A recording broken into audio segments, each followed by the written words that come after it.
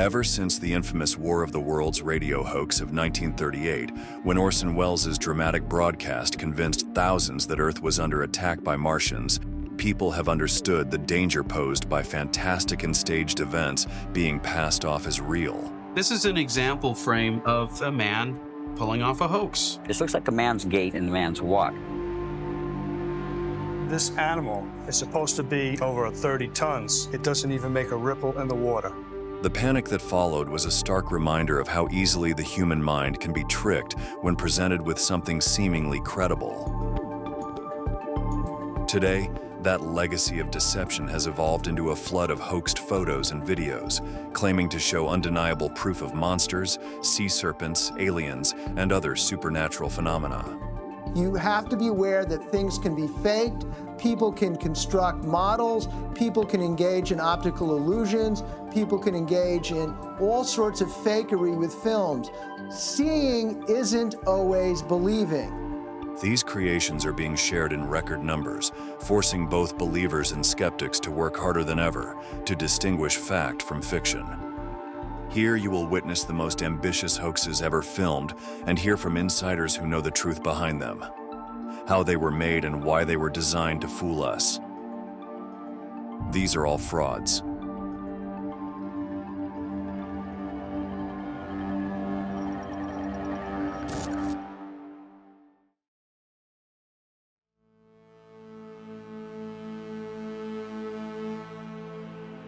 What you are seeing is the most compelling footage ever shot of a creature reported to be Bigfoot, shot by self-described Bigfoot tracker Roger Patterson in 1967.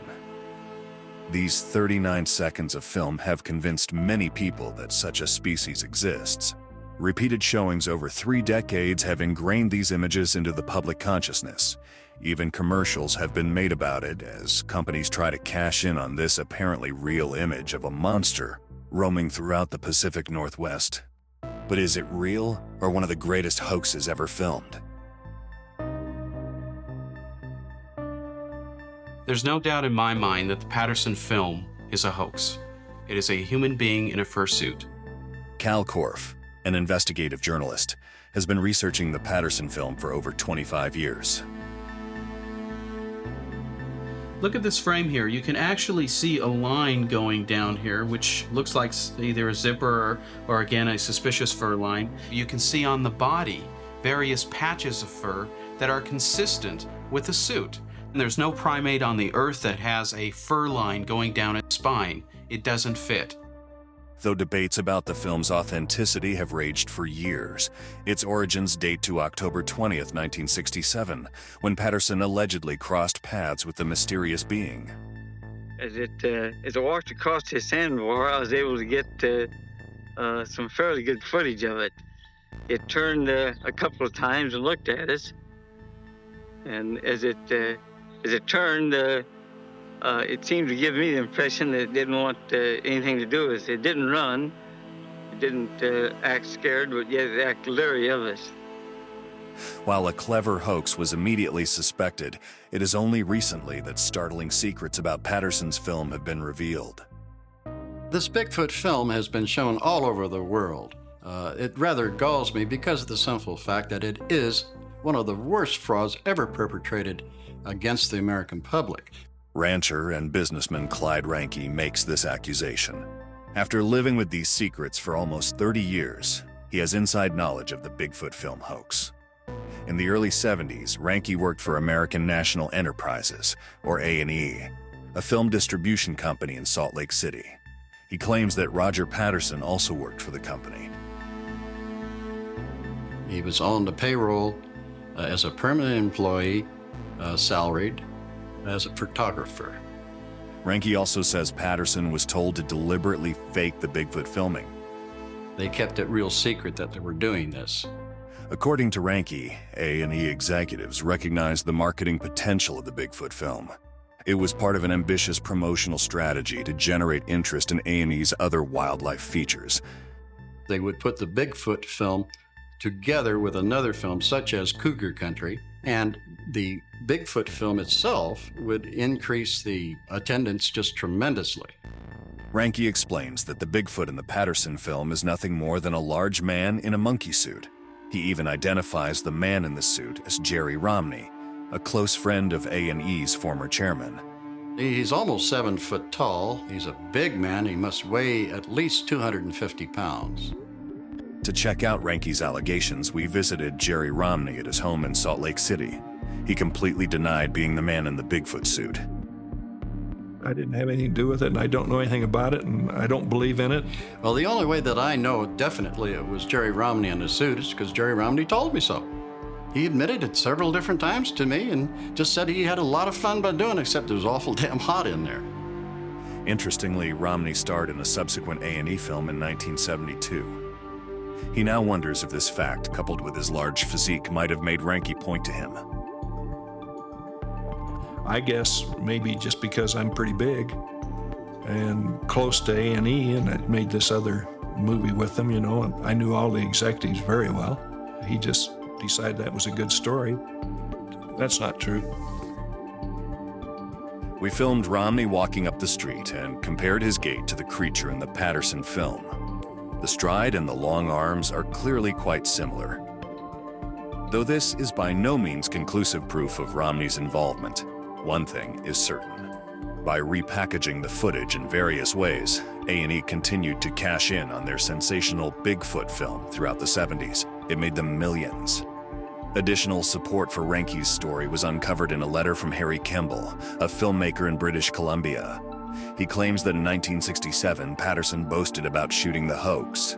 The letter details the gorilla costume, the fake footprints, and the shaky camera.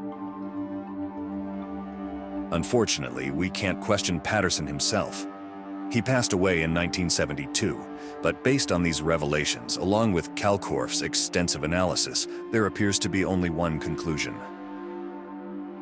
This foot, as we see it here, could not have made the prints that were told were recovered at the site. It is not possible they don't match. The case for the Patterson film, if it were tried in a court of law by science, would be tossed out in 5 minutes for lack of evidence. It is a hoax. And it seems to have inspired a cottage industry of alleged Bigfoot evidence caught on tape. February 4th, 1992, this video was received in the mail by a Bigfoot researcher in Michigan with no letter of explanation. It was passed on to Bigfoot expert Larry Lund, who began an investigation. Now, we don't know exactly where this film was shot because there was no return address, no name or anything. The fact that the man didn't even want to tell us his name makes us think right away that this is more than likely a hoax. Now, here he looks to us like a man. This looks like a man's gait and a man's walk. The creature in the video walks back and forth among the trees, acting elusive. He seems to hide as the cameraman tries to get a clear shot, but incredibly, this supposed Bigfoot stays in the area instead of fleeing to safer ground. Why would a creature hang around like that, if not for a better camera view? We think a wild creature would take off through the woods and would disappear. Enlargement of the creature suggests a man wearing a standard ape suit, and together with the bizarre pacing, most experts have deemed this case a hoax, plain and simple. Early winter 1996, this mysterious video began to appear on television around the world. It purports to show a Yeti from the Himalayas, but it all looks too suspicious. Starting with the creature itself. Look how the Yeti appears to be playing in the snow. Here the creature gets up looking rather clumsy, then starts up the hill. The Yeti appears to know when he's on camera. He's hamming it up like an actor in a suit.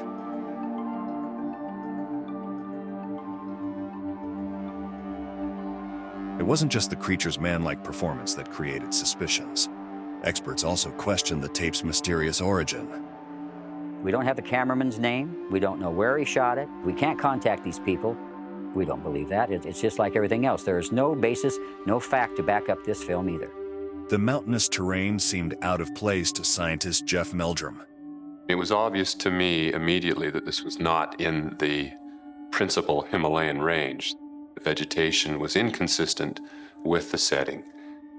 In this report, Robert L. Fleming, a scientist who has traveled extensively in the Himalayas, also questions the legitimacy of the video. He says the vegetation and the snow conditions are both foreign to that region. And in his expert opinion, the Yeti in the film appears amazingly human. It all looks too good to be true, and it is. It's not Nepal, not the Himalayas, and not a Yeti. It's a hoax. The hoaxes are going to be here a lot longer than we are. They've gone on all over the world. Every major continent in the world has a Bigfoot with a different name. Whether it's the famous Bigfoot film by Patterson, the creature captured on an anonymous video, or an actor performing like a Yeti, these don't appear to be legendary beasts, but rather man-made creations. And now we've unmasked their secrets, so we don't fall prey to the next Bigfoot hoax.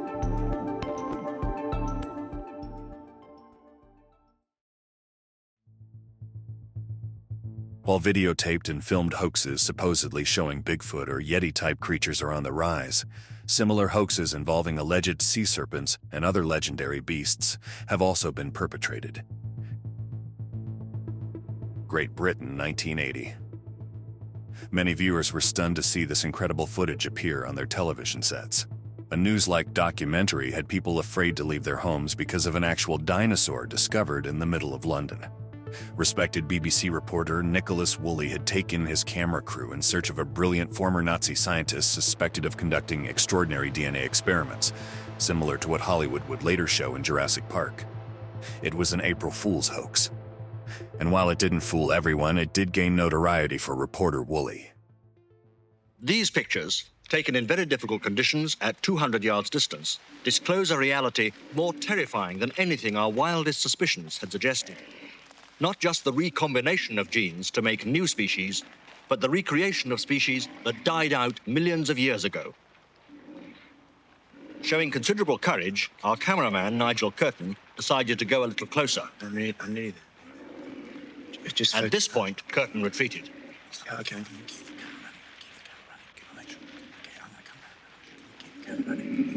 still. I just think. I'm there. Right. I'm in. I've got it. I'm there. I've got it. It was an April Fool's hoax. And while it didn't fool everyone, it did gain notoriety for reporter Woolley. The whole idea was that we were going to play this straight. It wasn't a very big dinosaur because it only had one man inside it. If you shoot low, if you shoot at the end of the lens, and you don't take too long about it, you can make it fairly convincing. The BBC telephone lines were actually jammed. Some people rang up and said, "It's outrageous." I believed it. I was quite frightened. There's a long tradition of hoaxing in Great Britain, especially involving ledge sea serpents.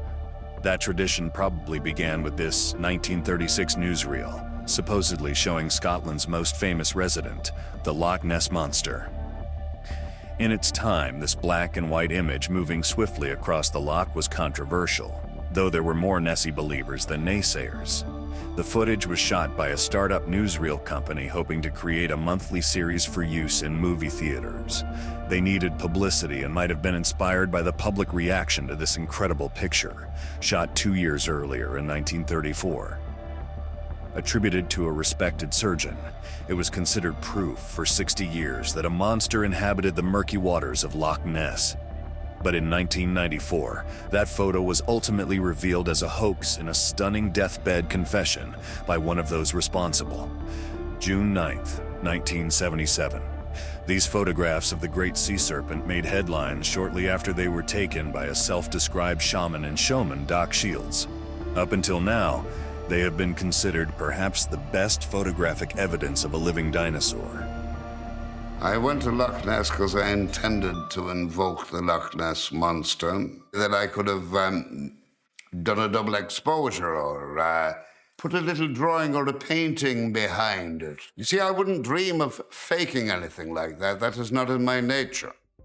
Despite Shields' adamant claims of authenticity, top photographic experts find the pictures too good to be true.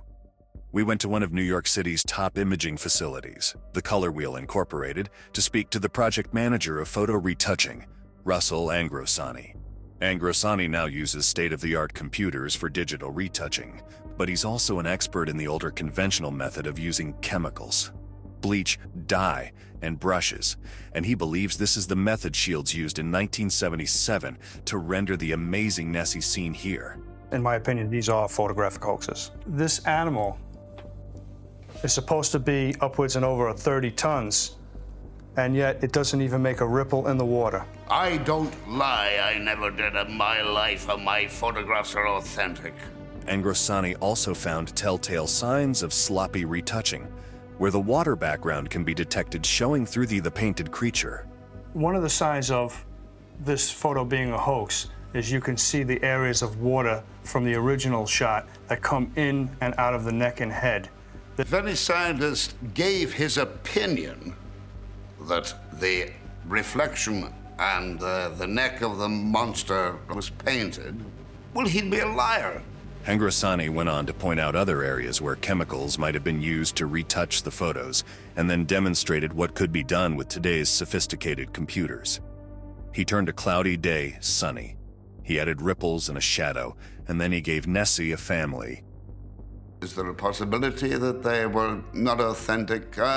Yes, of course. That possibility always exists. But photographic evidence supporting the existence of a dinosaur-like creature living in Loch Ness does exist. Dr. Robert Ryans, renowned MIT physicist and owner of patents on the most sophisticated sonar devices, saw it with his own eyes and with his submersible camera in 1972. He was stunned by what he observed. I saw the back of an animal. It was like the back of an elephant, and it was at least 25 feet. These underwater photos, including the now famous image of an entire Nessie and the close-up of the flipper, are the result of Ryan's diligent research. They were made with the aid of a strobe light, causing the light spots you see here. I knew that there was something in Loch Ness. But even this scientific evidence has come into question. Dr. Ryans has been accused by doubters of using photo-enhancing equipment to make his pictures more real and believable. While Ryans agrees that his photos have sometimes been enhanced, he says that it was done for clarity, not as a hoax. Amazingly, there is some evidence that sea serpents may inhabit other bodies of water, even in North America. Take a look at this photo shot at Lake Champlain in 1977.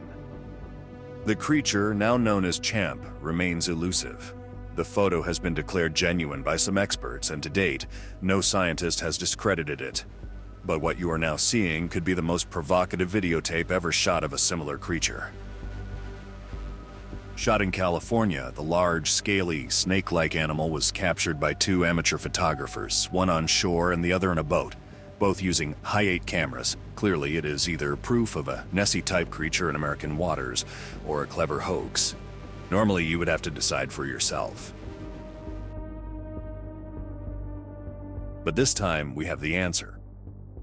It's our hoax, designed to show you how easy it is to create your own sea serpent video, simply with the help of some intrepid divers, a plastic creature, and a miniature submarine.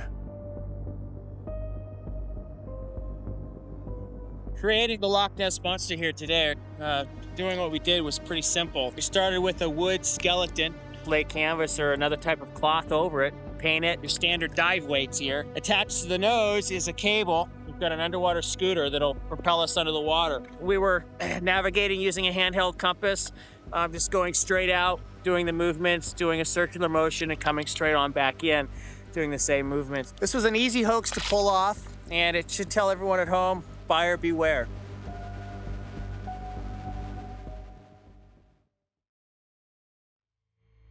For over 20 years, these stunning films of metallic flying saucers appearing to navigate over the Swiss countryside have been seen as proof positive by people all over the world that we are being visited by extraterrestrials. The clear daylight footage was shot by farmer Edward Billy Meyer. Meyer has personally captured more flying saucers on film than anyone on Earth. But are they real spaceships or the most amazing UFO hoaxes ever created? Switzerland, March 18, 1975. Meyer manages to film a ship circling a tree in front of a neighboring farmhouse. Watch closely as the UFO's backdraft appears to bend and shake the tree as the ship almost touches it. June 12th, 1975. Incredibly, Meyer films another flying saucer hovering above a roadway, as cars can be seen passing beneath it.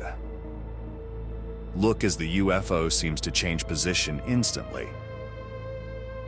A similar feat is documented in this sequence, which is perhaps one of Meyer's most spectacular UFO sightings caught on film.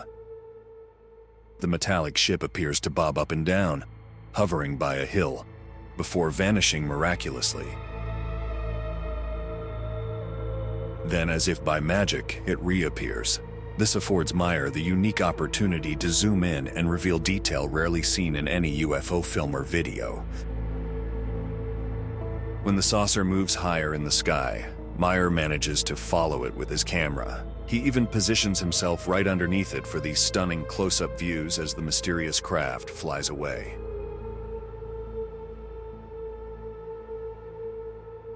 March 28th, 1976. For the first time ever, Meyer now captures 3 flying saucers in formation over the Swiss countryside. The ships appear to hover in a perfect V-shaped alignment, seemingly posing for Meyer's camera. Then, in an instant, 2 ships are gone, leaving just a single craft shining brightly in the sunlight. While Meyer's visually compelling UFO films have made believers of many, skeptics have always considered them very suspicious. But now, newly discovered evidence reveals how Meyer appears to have carried out the longest-running UFO hoax on record. We know and can prove that he makes UFO models. He admits that. Having been to his property, you can see that he grows small trees. And lo and behold, when you look at his films, you see the same tree, in fact, in several of his films taken at different locations. That's impossible. Investigative journalist Cal Karff has made several clandestine trips to Meyer's Swiss farm to uncover his secret methods. Meyer uses small trees and models in a technique known as forced or false perspective, where you put the model in the tree very close to the camera. You have the house or the mountain in the background, and what you have basically is an optical illusion that to the trained eye isn't convincing. Top Hollywood cinematographer Dean Cundy agrees. If you watch the motion of the UFO, it is a pendulum kind of motion. Now, it's not a free-hanging pendulum. It's possibly a stiffer wire than maybe just monofilament. If you use a small model and suspend it a lot closer to the camera than you think, maybe 8 or 10 feet away, it allows you to create the illusion that the miniature is, in fact, a lot further away than it is. Cundy sees even more elaborate rigging of a model behind this purported flying saucer caught on film.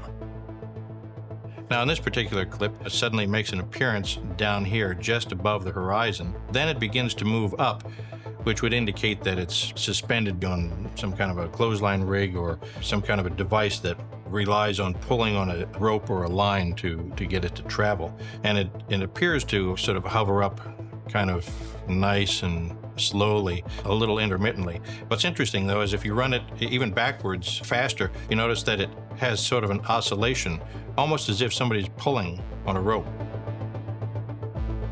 Allegations that Meyer uses clever trick photography to hoax his UFO footage have been made for years. And now, in this rare interview, Meyer challenges his detractors to meet with him face to face. Most people who attacked me never came and met me in person, never talked to me. They just either invented their photographic tests or reworked the tests of other people who had attacked me before. But they never bothered to investigate my case in person. However, a person who knows Meyer better than anyone else, his own ex-wife, Poppy Meyer, also accuses him of being a blatant hoaxer. She points to his most recent UFO film as perhaps his most outrageous fake ever. The truth is, my ex-husband is lying regarding the UFO affair. When I saw the UFO pictures that looked like a wedding cake, I asked myself, where did I see these lines before? This underpart. I realized it was a lid from a trash can. I compared the lid with the spaceship and identified these lines as being exactly what is on the lid. Poppy Meyer reveals that her ex-husband's skillful use of models and household implements is not only manipulative, but downright dangerous.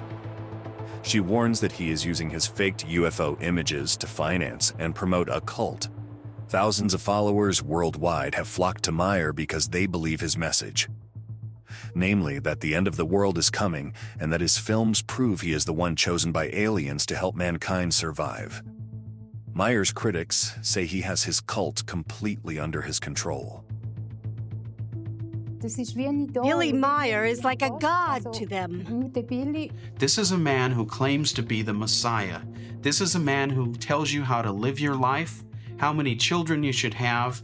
While there's no hard evidence, Meyer's debunkers believe his cult could even turn apocalyptic like Heaven's Gate. If so, his clever film hoaxes, which have attracted so many true believers, are not innocent deceptions, but a potentially destructive form of mass manipulation. The fires were discovered in 2 Swiss villages. In the village of Chiri, police found a burnt-out farmhouse. Inside lay the bodies of 23 people. The police say one man had a bullet wound to his head. The others were found in an underground chapel. They were hidden behind wooden paneling. Several had cords tied around their necks. They were found with their hands clasped together, as if in prayer. In Switzerland, we've already seen a couple of examples of what can happen inside a cult that is tied up with the UFO subject. The Solar Temple, for example, their members killed themselves and were also murdered. And it is a fact that some of the members that are now dead in the Solar Temple were in and out of the Meyer cult. And I am predicting that if something isn't done, Billy Meyer's may be the very next cult within a few years that may end up like the Solar Temple.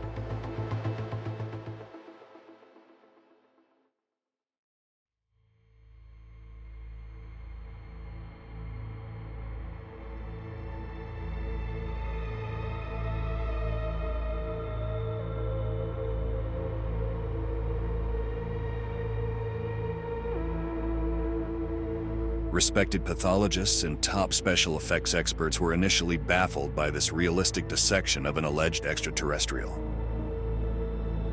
Viewers in dozens of countries have seen these shocking images of a 17-minute autopsy itself, as well as approximately 2 minutes of what was purportedly the wreckage from the alien spacecraft, which many claim crashed in Roswell, New Mexico in 1947. But the darkly lit footage you are seeing here has never been shown on national television. Although the Alien Autopsies film's promoters in England claimed it showed doctors at the Roswell crash scene examining the alien prior to the full autopsy. Its poor quality made it difficult to broadcast until now. And in it lies the key to what can now be conclusively said is a hoax of monumental proportions. In this exclusive enhancement produced by the same technology that NASA uses to sharpen images from space, telltale signs of the hoax have been revealed. Look here. The supposed doctors' faces can now clearly be seen. Who are they? After an exhaustive investigation, one has been positively identified. He's no doctor. He's never been to Roswell. And he wasn't filmed in 1947, but videotaped in 1994. It's very clear. It's amazing what NASA technologies can do. I mean, I'm just absolutely astounded. I mean, I've been revealed, you know. What can I say? It's there, you can see for yourselves. I have been revealed. Elliot Willis is a former technician at a British production company called AK Music. He says in this world-exclusive interview that Ray Santilli, the Englishman who promoted all the footage, hired the AK group to hoax the crash scene examination footage months before he released the full alien autopsy video in 1995. Santilli's instructions? Shoot what he could claim was an alien autopsy performed in a makeshift tent right after the UFO crash in 1947. We were contracted by Ray Santilli to create the so-called tent footage, which comprised of creating the actual alien head, which I did myself in a day. I purchased a polystyrene wig head. I then thinned down the face with a file and the nose to make it more gaunt looking, and applied a thin layer of latex to simulate skin texture. Willis says that while he was initially stumped as to how to fabricate the eyes for the creature being autopsied in the tent footage, his mother came up with a simple yet effective solution. My mum stepped in and said, "Hey, why don't you get an orange segment?" I said, like, an orange segment? What are you talking about? She's like, "Well, just listen to me. If you cut it into 4 and then you bend it, you then get that ellipse shape." So I did that, cut it to size, then tacked it in with small dressmaking pins, then covered it in black gloss paint. After Willis had constructed the alien head, he says Santilli pushed the production company to shoot the hoax autopsy as soon as possible. I believe Ray Santilli required the footage from us so urgently because he had prior promised people in the media and he had to provide it. Santilli had spread the word that he'd obtained a top-secret military film showing a dead alien being autopsied at Roswell. Willis says that since it didn't exist, Santilli had to create it. One of the directors, Andy, knew someone who had a farm, who had a really dark, kind of dingy kind of back room that we could use. We asked Willis to explain how the footage was hoaxed. Here you got a strange lump.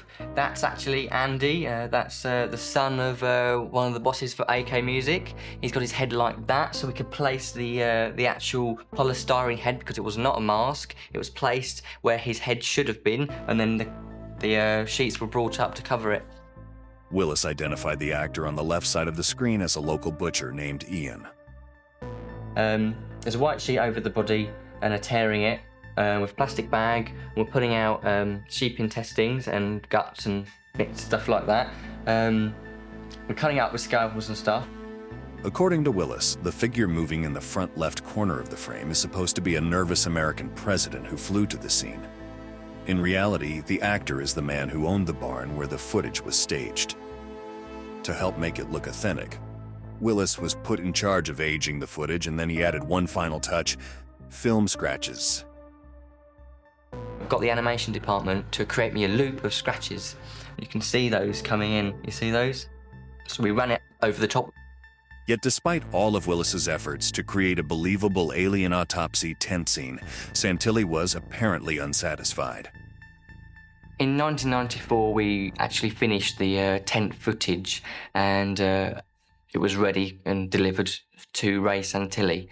And then he actually phoned in and said, you know, this is wrong, that's wrong, we need to change this, we need to make it darker, we need to make it lighter.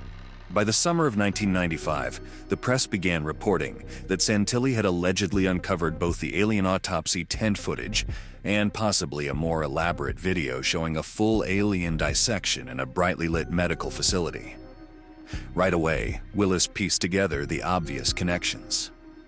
When I actually heard the news reports, I mean, the press went mad. They were reporting alien autopsy footage found, and when Ray Santilli's name was connected to it, I realised that this was part of a big package, that he had used our tent footage originally to get the story going, and he promoted the alien autopsy footage after that once he had got everyone's interest. But Willis reveals that the more elaborate and ultimately more widely publicized autopsy of an alien was also a hoax, and that Santilli originally wanted AK Music to produce that as well. After we made the tent footage for Ray Santilli, he said he wanted to do it again in a white room, and he wanted to make it more elaborate. He wanted you to be able to see the bodies shot from down, you know, looking down on the bodies as they're cut open. We made inquiries about having the actual bodies made, but we just could not provide what he wanted in the time span. And so he went elsewhere. So where did Santilli go to have the considerably more graphic alien autopsy footage created? Bruce Barlow, a business associate of AK, who learned of AK's involvement in Santilli's hoax directly from one of its owners, thinks he has the answer. The rumour is that the more elaborate footage came from Germany. That is what's generally believed now. These rumors of a German connection may stem from the fact that Santilli has stated publicly that a German investor funded the purchase of all of his alien autopsy material. And Willis has even seen the name of this investor on the credits for some of Santilli's products made at AK Music. It wouldn't surprise me if the German investor was Volker Spielberg, because I have worked on other projects for Ray Santilli, and in the credits I've been asked to put Volker Spielberg's name. So, you know, German investor speaks for itself, doesn't it? Regardless of where the full alien autopsy footage was made, it is now clear to many medical experts who have studied these graphic scenes for close to 3 years that the individuals seemingly wearing contamination-proof suits are not surgeons or doctors at all. As I observe these people, they're clearly not medically trained people. They're certainly not surgeons. They're probably not pathologists. I believe they're actors. And in fact, they are not even well-trained or coached actors. But how hard could it be to create a dummy who bleeds so convincingly? No one is better at tricking the public than Stan Winston, whose company has created some of the most lifelike creatures to come out of Hollywood. He built the dinosaurs in Jurassic Park and, appropriately enough, the extraterrestrial predators of Aliens. For Winston, creating a simple humanoid like this should be a piece of cake. My initial reaction when I first saw the piece was that it was not real, that it was a body that someone had created as a prop. When we started the autopsy and actually cutting this body open and knowing how difficult it is for us in the live effects world to actually simulate cutting skin, I started looking at it and saying to myself, if in fact this isn't real, I would be real proud of creating an image like that myself today. In fact, I want to talk it over with some guys here in the studio as to how we would do that.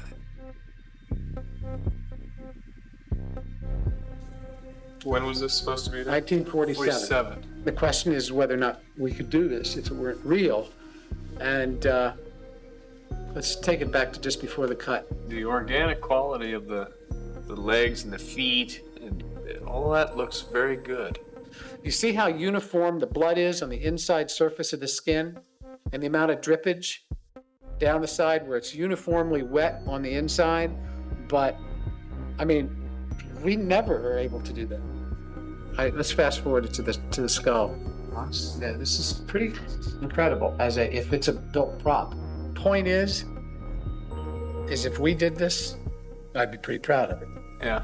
This is what I find most interesting. Yeah, it's very real. Is the peeling of this skin and how to create this. Uneven exactly, tearing of and it. how to create that on a skull. Continued investigations into who could have directed these actors led to a little-known filmmaker named Nacho Cerda. His short, gory Spanish film called Aftermath, which realistically depicts human autopsies, has chilling similarities to Alien Autopsy in both style and feel, and also predates it by more than a year. Have nothing to do with this. And of course, again, if I was to do something with this, I would immediately reveal it, because if I'm trying to get noticed by my skills, I would, tell publicly that I was the guy behind this. Eventually, the true filmmaker of the more elaborate alien autopsy footage will be exposed, and it may turn out, like Elliot Willis, that he or she is also the victim of the man responsible for this entire grandiose hoax. When I realised that the footage we were making for Ray Santilli was going to be used as a real alien autopsy, I had a mixture of feelings. There are people who believe and there are people who want to believe in this world, and they're the people I feel for because they search for evidence and they look high and low for it.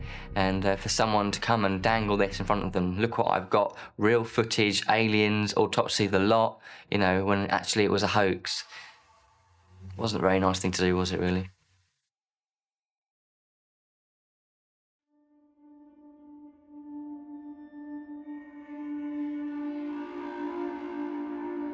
Tonight, we've revealed the secrets behind some of the world's greatest hoaxes on film and videotape that seem too good to be true. The legendary and elusive Bigfoot may still be strolling through the world's forests and snow-capped mountains. But as seen here tonight, we believe each of these so-called documented sightings was not a controversial beast caught on tape, but nothing more than someone dressed in an elaborate, man-made suit. Before this evening, many believed that this mythic creature inhabited the waters of Loch Ness, Scotland, and it very well may. But we now know that these photos, long cited as evidence, were probably created by an artist's rush. And this footage that inspired so many to view our place in the universe in a different light represents nothing more than a Swiss farmer's manipulative ability with artful models, fabricated scenery, and camera tricks. And finally, the incredible Alien Autopsy production, a collection of 3 extraordinary events allegedly caught on film and presented to the world as proof that aliens exist. First, the tent footage, created to capture the interest of the world press, and the debris footage from the site where the UFO was said to have crashed in Roswell, New Mexico, in 1947. Then the actual alien autopsy of a purported alien being elaborately produced in an attempt to turn the skeptical public into true believers. This famous case will now be remembered not as a historic documenting of alien visitation, but as with all these frauds, a cunning hoax perpetrated upon the world. You have to be aware that things can be faked, people can construct models, people can engage in optical illusions, people can engage in all sorts of fakery with films. Seeing isn't always believing. So, what does this tell us about our gullibility? You've seen how some of these hoaxes have been created using simple techniques. But in today's sophisticated era of computer design imagery, hoaxing has become even easier. Look at this startling footage of a UFO seemingly captured on tape in Europe. It appears to fly unnoticed through a busy town in the middle of the day. Then, just as quickly as it appeared, it disappears in the distance. Could this UFO be real? What about this footage of 2 speeding UFOs being chased by a pair of military jets? Watch again as the fleeing UFOs outmaneuver their pursuers. Could they be authentic?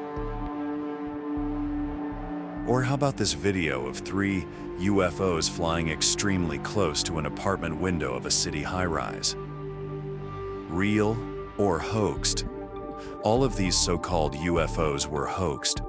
This footage was actually created by DPI, a computer graphics company in Holland, to show you how easy it is to use state-of-the-art computer animation to fake a video of a UFO.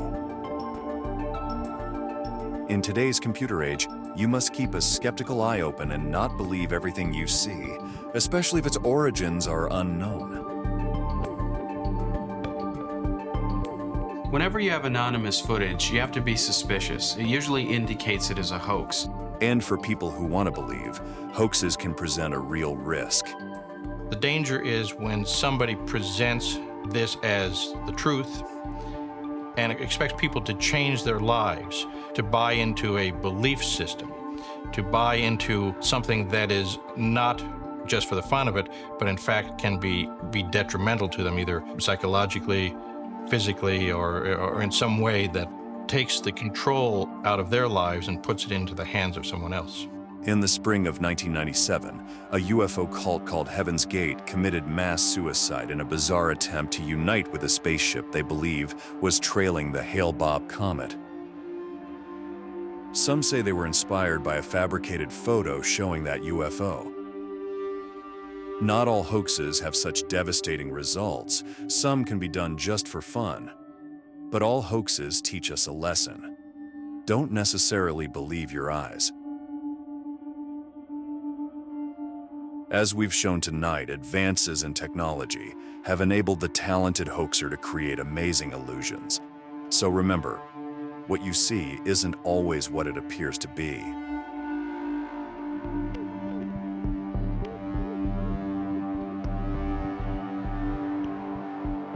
As fascination with mysterious phenomena and potential alien contact continues to grow, the need for vigilance against video and film hoaxers becomes increasingly important. These skilled individuals often produce photographic fabrications so convincing that they can easily be mistaken for genuine evidence, misleading even the most discerning observers. It is critical to remember that the burden of proof rests with those making extraordinary claims. A healthy dose of skepticism and careful analysis are essential to distinguish reality from deception. And always keep in mind, if the footage looks too perfect or extraordinary, it is most likely a hoax.